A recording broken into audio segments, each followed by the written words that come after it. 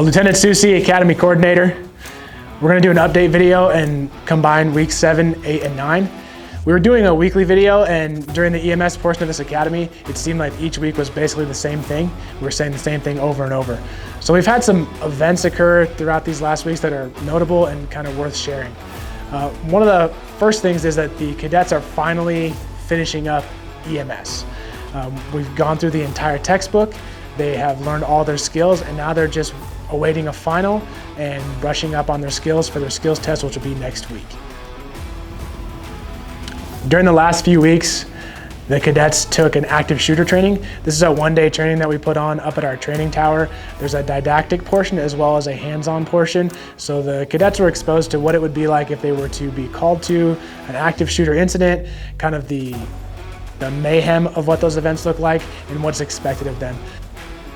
The cadets also did their EMT basic clinical rotations at Memorial Medical Center. These rotations consisted of about a day in the hospital, treating patients rapid fire in the ER. Again, not something that we're going to expect of them on the street, but it is part of their clinical rotation, and it's good exposure for them in an environment that we interact with regularly and understanding how that works.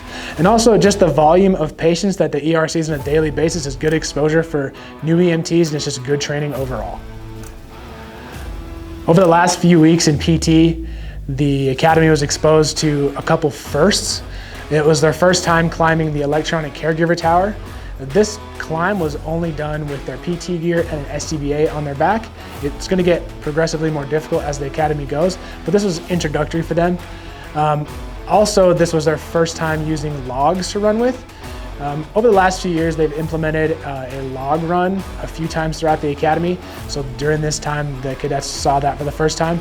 Again, just another difficult event that will get more and more difficult as the academy progresses.